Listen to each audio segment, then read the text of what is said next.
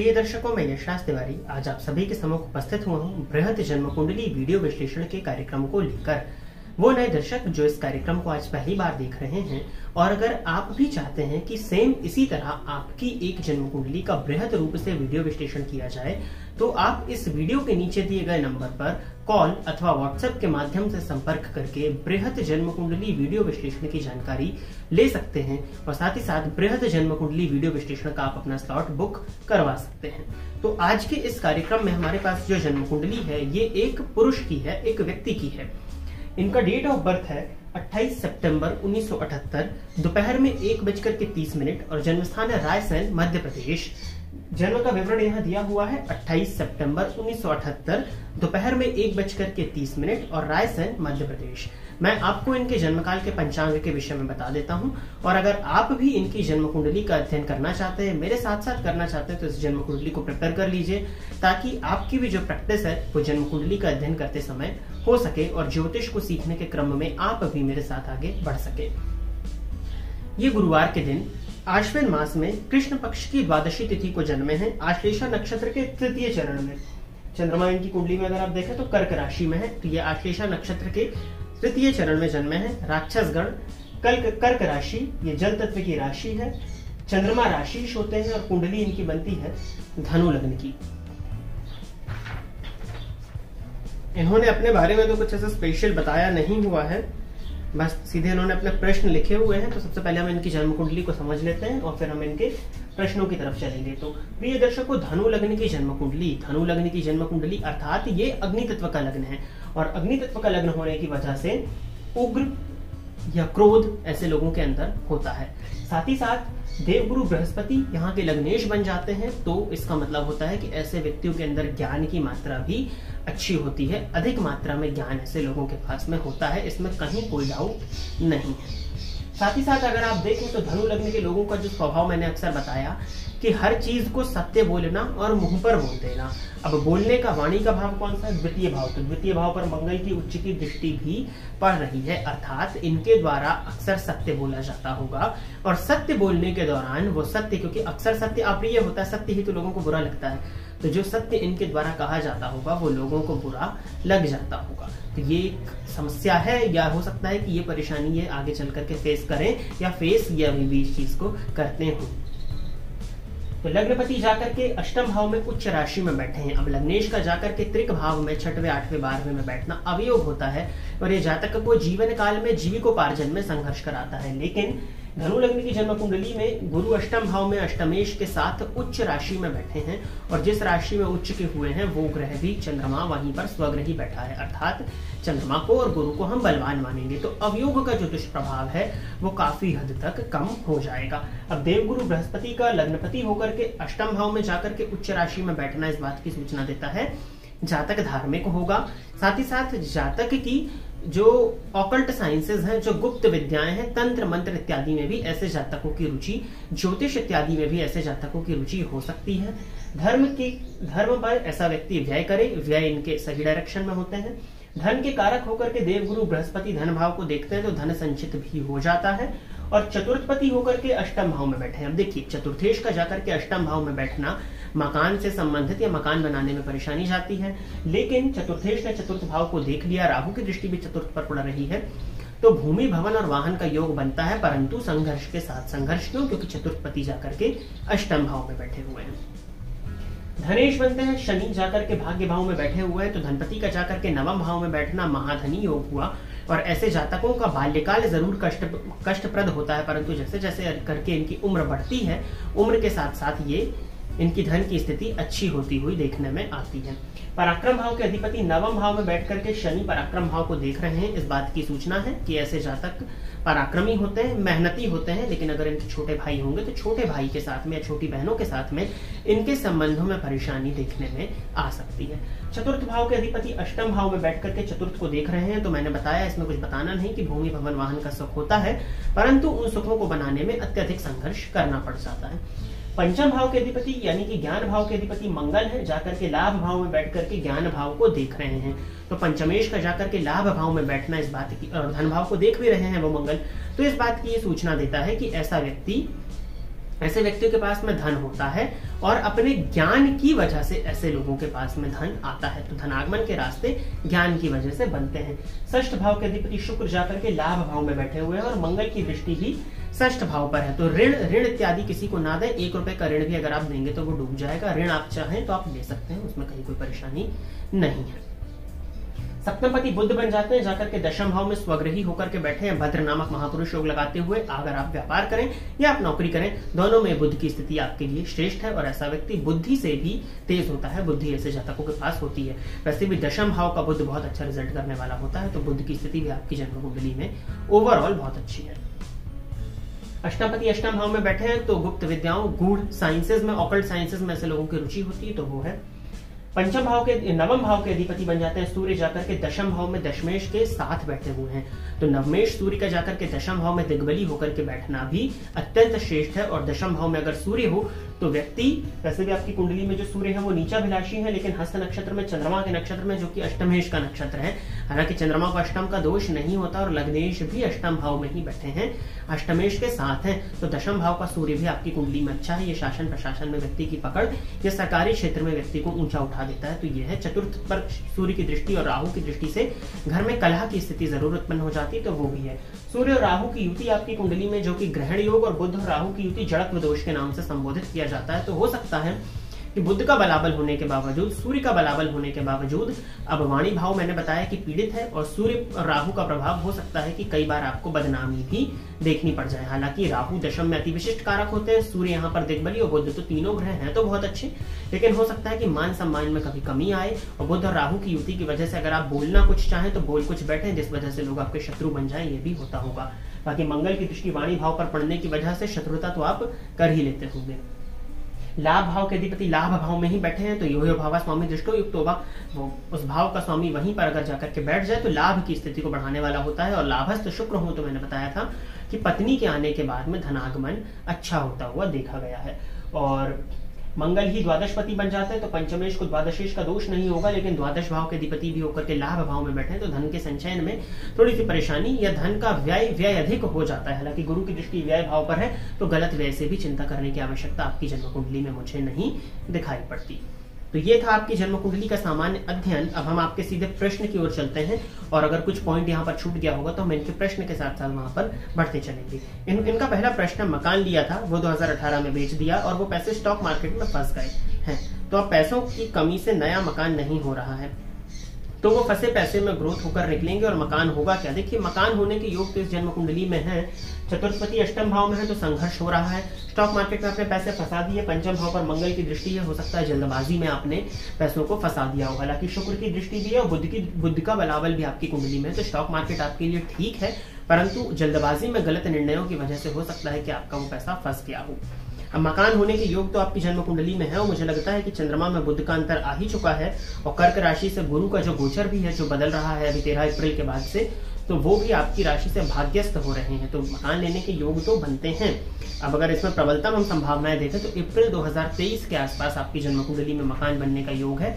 अगर उस समय आप प्रयत्न करें तो आप अपना मकान बना सकते हैं, या मकान से संबंधित कुछ बात है वो आगे बढ़ सकती है। चंद्रमा में बुध का अंतर जो कि 21 अप्रैल से शुरू हो रहा है, उसी के बाद से महादशाएं यहाँ दिख रही हैं, आप देख पा रहे होंगे। अब वो पैसे जो है, फंसे हुए पैसे वो ग्रोथ होकर के निकलेंगे या नहीं, तो गुरु भाग्य भाव, गुरु आपकी कुंडली से, चंद्र कुंडली से भाग्य भाव में संचरण कर रहे हैं, और लग्न कुंडली से चतुर्थ भाव में संचरण कर रहे हैं, तो मकान का योग तो ये बना रहे हैं। अब फंसे पैसे निकलना, हालांकि मंगल की दृष्टि षष्ठ भाव पर हो तो दिया हुआ ऋण वापस नहीं आता, लेकिन अगर आपने स्टॉक मार्केट में दिया है और गुरु की दृष्टि धन भाव पर पड़ रही है, तो फंसा हुआ पैसा निकलने की संभावनाएं तो बनती हैं, तो आपको प्रयत्न करना चाहिए। हो सकता है कि बढ़कर ना मिले, परंतु धन मिलने की संभावनाएं आपकी जन्म कुंडली में मुझे दिखाई पड़ रही हैं।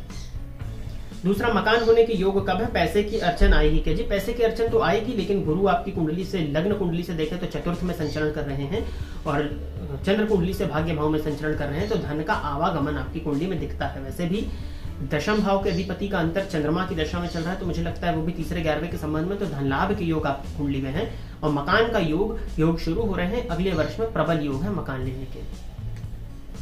तीसरा प्रश्न इन्होंने किया है, जॉब चल रही है, उसमें थोड़ा टाइम मैनेज होकर कुछ दूसरा काम या बिजनेस कौन सा करें, उसमें सक्सेस है क्या? मुझे ट्रेडिंग फील्ड में इंटरेस्ट है, सूटेबल है क्या? ट्रेडिंग फील्ड में आप जा सकते हैं, परंतु बहुत बड़ा अमाउंट लगाने से बचिएगा।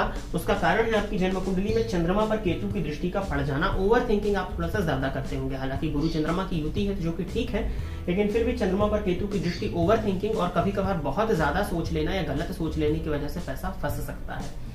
व्यापार की बात अगर करें तो लग्न सूर्य और चंद्रमा में चंद्रमा सबसे अधिक बली 7, 8, 9, 10 और मंगल जाकर के शनि के घर में बैठे हैं, तो आप शनि से संबंधित व्यापार जैसे कि गैस एजेंसी का व्यापार, ऑयल पेट्रोलियम का व्यापार, जूते शूज इत्यादि का व्यापार अगर आप करना चाहें, लोहे का व्यापार अगर आप करना चाहें, सीमेंट वगैरह का व्यापार भी अगर आप करना चाहें तो कर सकते हैं। शनि से संबंधित जो भी व्यापार है वो आपकी जन्म कुंडली में मुझे ठीक दिखाई पड़ते हैं। बाकी बुध से संबंधित कंसल्टेंसी का काम भी अगर आप करें तो वो भी आपके लिए मुझे अच्छा दिखता है। सरकार से जुड़ करके भी अगर आप कुछ काम करते हैं तो उसमें भी मुझे लगता है कि आपको अच्छी सफलता मिलनी चाहिए।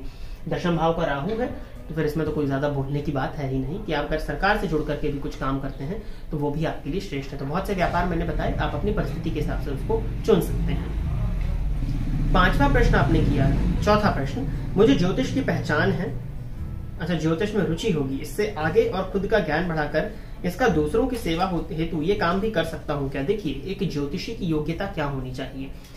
मेरे हिसाब से जो ज्योतिषी की योग्यता हो कि वो ज्योतिषी सबसे पहले तो सत्य बोले। सत्य क्यों बोले? कि अगर वो सत्य बोलेगा तो हो सकता है कि उस सामने बैठे वाले व्यक्ति को वो बात जो है वो तुरंत उस समय पर बुरी लग जाए, परंतु वो बात अगर आपकी सत्य है तो आपके पुण्य का भी क्षय बहुत ज्यादा नहीं होगा, आपके पुण्य का क्षय कम होगा। क्योंकि ज्योतिष, मैंने बताया, मैंने बहुत बार इस विषय को अपने चैनल पर कहा है कि अगर आप ज्योतिषी हैं तो आपके पास में पुण्य के अलावा कुछ नहीं होता, आप अपने पुण्य का व्यापार ही करते हैं। इसीलिए इस क्षेत्र में आपको साधना करना बहुत आवश्यक है। अब आपकी कुंडली में आप धनु लग्न से प्रभावित हैं, गुरु ऑलरेडी आपके अष्टम भाव में जो कि गुप्त भाव है बैठे हैं, तो ऑकल्ट साइंसेस में आपकी रुचि है। गुरु की दृष्टि आपके दूसरे भाव पर है तो आप सत्य भी बोलते हैं। मंगल की दृष्टि आपके दूसरे भाव पर है तो आप कड़वा सत्य भी बोलते हैं। और बुध आपके ऑलरेडी अच्छे हैं, तो मैंने आपको बताया ही कि आप कंसल्टेंसी से संबंधित व्यापार भी कर सकते हैं। उत्तरा फाल्गुनी नक्षत्र में, सूर्य के नक्षत्र में बुध का संचरण, सूर्य भी दशम में है, तो कॉन्फिडेंटली आप किसी बात को कहेंगे। तो ज्योतिषी बनने का योग इस जन्म कुंडली में है, परंतु एक ज्योतिषी की योग्यता कि वो हमेशा सत्य बोले, सत्य के करीब होने का उसको प्रयत्न करना चाहिए। आप 100% भी सत्य नहीं बोल सकते, नहीं तो फिर काम कैसे चलेगा। तो सत्य के एकदम करीब रहिए। दूसरी चीज, बुरी चीजों को भी ऐसे बताएं कि सामने वाले को घबराहट ना हो। और साथ ही साथ जो क्या कहते हैं इसको, सिक्स्थ सेंस का अच्छा होना। तो लग्नपति अष्टम में बैठे हैं और गुरु का अष्टम भाव में होना भी व्यक्ति की सिक्स्थ सेंस को मजबूत कर देता है। धर्म भाव के अधिपति दशम में और धर्म भाव में शनि है, किसी भी ग्रह की दृष्टि शनि पर नहीं है, तो मुझे लगता है कि आप धार्मिक भी होंगे। हो सकता है तर्क वितर्क करते हो, परंतु धर्म, अगर आप ज्योतिष में जाना चाहते हैं तो इस जन्म कुंडली में ज्योतिषी बनने के प्रबल योग है। परंतु ज्योतिष को सीखना टोटली डिफरेंट चीज है। अगर आप पढ़ना चाहते हैं, आप ज्योतिष को सीखना चाहते हैं, शिक्षा अर्जित करना चाहते हैं ज्योतिष की, ज्योतिष का ज्ञान लेना चाहते हैं, तो सरस्वती परिश्रमाधीना है, परिश्रम करके ज्योतिष को सीख सकते हैं। परंतु अगर आप ज्योतिष के क्षेत्र में करियर बनाना चाहते हैं, अपनी इस विद्या से लोगों की सेवा करके उनसे पैसा लेना चाहते हैं, अपनी इस विद्या, अपने इस ज्ञान को बेचना चाहते हैं, अर्थात आप अपने पुण्य को बेचना चाहते हैं, तो इसके लिए आपको साधना करिए। उस साधना के बलीभूत आप उस साधना को बेच करके धन अर्जित कर सकते हैं। ज्योतिष आप सीख सकते हैं, परंतु साधना इस क्षेत्र में आएंगे तो वो जरूरी है। अगर आप आना चाहें तो आप व्हाट्सएप पर बता सकते हैं, मैं उस चीज का उपाय आपको वहां पर लिख करके भेज दूंगा। हालांकि एक बात और है, ज्योतिष सीखना टोटली डिफरेंट है, हर किसी को सीखना चाहिए, ऋषियों की विद्या है। परंतु अगर आप ज्योतिषी ग्रंथ को देखें या शास्त्र की बातों को सुने तो फल कथन करने का अधिकार एकमात्र ब्राह्मण को है। तो ये बात भी देखनी होगी कि फल कथन करने का अधिकार ब्राह्मण को होता है। इस बात का ध्यान रखना भी आवश्यक है। स्वास्थ्य में उतार चढ़ाव रहते हैं तो इससे आगे कुछ बड़ी समस्या तो नहीं आएगी। आपकी जन्म कुंडली में अगर जो मुझे दिखता है वो रक्तजन्य विकार, क्योंकि मंगल की दृष्टि षष्ठ भाव पर है और षष्ठे शुक्र बन जाते हैं। साथ ही साथ अष्टम भाव में गुरु, तो साइनस, चंद्रमा और गुरु, तो पेट संबंधित परेशानी और साइनस कफ जन्य रोग की शिकायत आपको है। फैमिली में किसी को डायबिटीज है तो सतर्क और सावधानी रखिए, शुगर होने की संभावना इस जन्म कुंडली में प्रबल है। और चंद्रमा की दशा में अगर देखें तो बुध का अंतर, बुध यहाँ पे सप्तमेश भी होते हैं, तो त्वचा जन्य रोग भी होने की संभावनाएं बनती हैं। तो ध्यान रखिए, खान पान पर नियंत्रण रखेंगे तो काफी हद तक स्थिति में सुधार रहेगा। इन्वेस्टमेंट होता नहीं है, फ्यूचर में म्यूचुअल फंड या जमीन में इन्वेस्ट करने का फायदा है क्या? मेरे नाम पे करें या वाइफ के नाम पर करें? तो सप्तमपति दशम में बैठे हुए हैं आपकी कुंडली में और धनपति जाकर के भाग्य भाव में बैठे हैं। आप अपने नाम पर भी कर सकते हैं, कोई परेशानी नहीं है। देखिए, व्ययपति लाभ भाव में बैठे हैं तो खर्चे ज्यादा हो जाते हैं। ये नहीं कह सकते कि इन्वेस्टमेंट नहीं होता, व्यय ज्यादा हो जाता है। थोड़ा सा कोशिश करिए, गुरु की दृष्टि धन भाव पर है, धन संचित करने में मुझे नहीं लगता कि कोई बहुत ज्यादा परेशानी आपको हो सकती है। म्यूचुअल फंड में आप इन्वेस्ट कर सकते हैं, बहुत अच्छा है। और अगर जमीन में इन्वेस्ट करने की बात करें तो चतुर्थ भाव के अधिपति अष्टम में बैठ करके चतुर्थ को देख रहे हैं, तो जमीन में भी किया जा सकता है, हालांकि म्यूचुअल फंड भी आपके लिए ठीक है। तो आप देख लीजिए आपको जहां सूट करे आप उसमें भी व्यापार अपना इन्वेस्टमेंट कर सकते हैं। स्वयं के नाम पे करना चाहें तो स्वयं के, पत्नी के नाम पे भी करना चाहते हैं तो कहीं कोई दिक्कत नहीं, पत्नी के नाम पे भी आप कर सकते हैं। वाइफ की तबीयत में उतार चढ़ाव रहता है तो कुछ खराब योग तो नहीं है ना। देखिए सप्तम भाव के अधिपति जाकर के राहु के साथ बैठे हैं, और अगर हम द्वितीय भाव यानी कि सप्तम का मारक स्थान, यहाँ पर चंद्रमा बैठे हुए हैं, और 12वां भाव रोगों को दर्शाता है जो कि 5वें में, तो पेट से संबंधित रोग, आपकी पत्नी को पेट से संबंधित परेशानियां, पत्नी के स्वास्थ्य में परेशानियां हो सकती हैं। हालांकि बुध स्वग्रही है, सप्तम पति होकर के स्वग्रही है, राहु के साथ में जरूर बैठे हैं और अंश भी करीब है, लेकिन नवमांश कुंडली में उस बुध का नीच राशि में जाकर के बैठ जाना पत्नी के स्वास्थ्य में परेशानियों को दर्शाता है। तो पेट जन्य रोग मेनली या एलर्जी की समस्याएं उनको भी हो सकती है, तो पत्नी के स्वास्थ्य का ख्याल रखने की जरूरत है। लेकिन फिर भी स्वग्रही है, भद्र योग में है, नीच का फल जरूर दे रहे हैं, लेकिन मुझे लगता है कि आपकी पत्नी के स्वास्थ्य में कोई बहुत ज्यादा दिक्कत नहीं होनी चाहिए, क्योंकि नवमांश कुंडली में अगर मैं देख रहा हूँ तो लग्नेश जो नवमांश के बन रहे हैं वो जाकर के सप्तम में बैठे हैं और मंगल उच्च के हैं।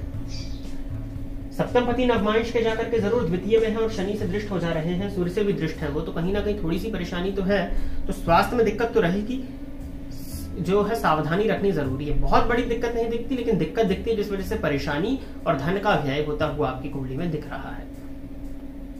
आगे की आने वाली ग्रह दशा कैसे होगी? देखिए चंद्रमा की दशा के बाद में मंगल की दशा, तो आपके लिए आने वाली महादशाएं अच्छी हैं, क्योंकि मंगल पंचमेश होकर के पंचम को देख रहे हैं, तो महादशाएं भी आने वाली ठीक है। बस स्वास्थ्य का थोड़ा सा अपने ध्यान रखिए। मानसिक अशांति तो आप देख ही रहे होंगे, चंद्रमा में शनि का अंतर था, चंद्रमा में केतु का अंतर भी आपको मानसिक रूप से परेशान करेगा, लेकिन फिर भी ओवरऑल आपकी जो महादशाएं हैं वो ठीक है।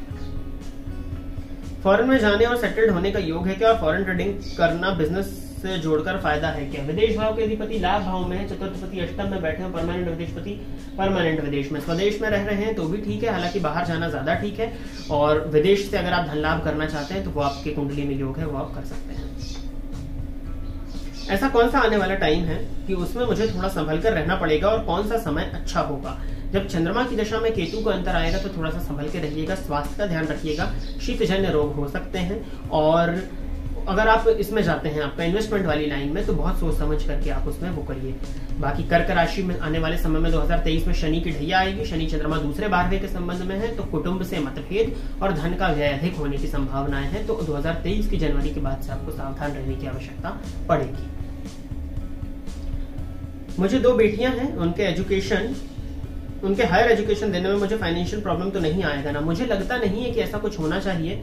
संतान भाव के अधिपति संतान भाव को देख रहे हैं, और दूसरी संतान बुध वो भी ठीक है, और धन भाव पर गुरु की दृष्टि है, तो फाइनेंशियल प्रॉब्लम कुछ ऐसी बहुत ज्यादा एजुकेशन देने में तो नहीं दिखाई पड़ती। बाकी जो आपका लग्न है वही आपके संतान का भाग्य बन जाता है, और वो गुरु उच्च राशि में बैठे हैं, तो कहीं उसमें भी परेशानी नहीं है। थोड़ी दिक्कतें जरूर आएंगी क्योंकि त्रिक भाव में है, लेकिन बहुत ज्यादा एजुकेशन देने में संतान को मुझे नहीं लगता कि आपको प्रॉब्लम आनी चाहिए, क्योंकि पंचम पति पंचम को देख रहे हैं और लाभेश लाभ भाव में ही बैठे हैं, तो लाभ की स्थिति इस कुंडली में है।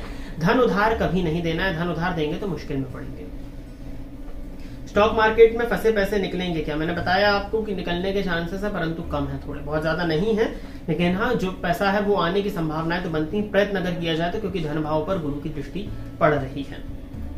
बर्थ प्लेस से पुणे में सेटल्ड हूं तो क्या मुझे सुटेबल होगा क्या? अब आपका बर्थ प्लेस जो है वो है रायसेन मध्य प्रदेश, और पुणे जहां तक वेस्ट में आता है आपकी कुंडली से, साउथ ईस्ट डायरेक्शन में अगर आप जाएंगे, साउथ ईस्ट या वेस्ट में भी आपकी कुंडली में पैसा है, तो पुणे में भी मुझे नहीं लगता कि आपकी कुंडली में कुछ बहुत ज्यादा दिक्कत है पुणे में रहने में। तो अगर आप यहाँ चाहें तो यहाँ भी रह सकते हैं जहां पर आप अभी हैं, मुझे कोई परेशानी उसमें नहीं दिखाई पड़ती। तो प्रिय दर्शकों, इतने ही इनके प्रश्न थे। अब बारी आ जाती है उपाय की। तो सूर्य को जल देना है, सूर्यार्घ देने का अगर आप काम करेंगे तो वो आपके लिए बहुत ज्यादा बेनिफिशियल होगा। हनुमान चालीसा का नित्य 3 बार आप पाठ करिए, वो भी आपके लिए बहुत ज्यादा बेनिफिशियल है। गणेश जी को बुधवार के बुधवार दूर्वा अर्पित करना अभी आपके लिए बेनिफिशियल होगा। साथ ही साथ सोमवार के सोमवार शिव जी के मंदिर में जाकर के शिवलिंग पर कच्चा दुग्ध अर्पित करिए, ये भी उपाय आपके लिए बहुत ज्यादा आवश्यक है। सोच लीजिए, विचार कर लीजिए, क्योंकि फलकथन करने का काम, अगर आप ज्योतिषी बनना चाहते हैं तो अभी ज्योतिष को सीखिए। अगर आप ज्योतिषी बनना चाहते हैं, फलकथन करना चाहते हैं, तो उससे संबंधित अगर आप साधना उससे जानना चाहें तो वो मैं आपको बता देता हूं, लेकिन उसके बहुत से नियम होते हैं जो सात्विक नियम होते हैं। अगर आप करना चाहें तो वो आपको लिख करके भेज दिए जाएंगे व्हाट्सएप पर, तो आप हमारे कार्यालय में संपर्क कर लीजिएगा। तो प्रिय दर्शकों, इतने ही इनके प्रश्न थे, और ये उपाय अगर कोई एक पॉइंट जो जन्म कुंडली में मेरे द्वारा बताने से छूट गया हो तो आप कमेंट सेक्शन में लिख सकते हैं, या कोई उपाय जो कि आपको लगता है कि इनसे कराया जाए जो कि इनके लिए बेनिफिशियल होगा, तो वो आप कमेंट सेक्शन में लिख सकते हैं। या अगर आप भी, जो भी दर्शक देख रहे हैं, आप भी चाहते हैं कि आपकी जन्म कुंडली का अध्ययन इसी प्रकार से बृहद रूप से मेरे द्वारा इस कार्यक्रम में किया जाए, तो आप इस वीडियो के नीचे दिए गए नंबर पर कॉल या व्हाट्सएप के माध्यम से संपर्क करके बृहद जन्म कुंडली वीडियो विश्लेषण का स्लॉट बुक कर सकते हैं। तो आज के लिए बस इतना ही। पुनः आप सभी के सम्मुख एक नए विषय को लेकर के मैं उपस्थित रहूंगा। तब तक के लिए इजाजत दीजिए। नमस्कार। फोन पर बात करके कुंडली दिखाने के लिए एवं ज्योतिष से संबंधित अन्य सर्विसेज के लिए आप स्क्रीन पर दिए गए नंबर पर कॉल या व्हाट्सएप करके पर्सनल अपॉइंटमेंट ले सकते हैं। अब आप YouTube के साथ साथ Facebook और Instagram पर भी मेरे अकाउंट को फॉलो कर सकते हैं, जहां पर आपको ज्योतिष से संबंधित जानकारी मिलती रहेगी।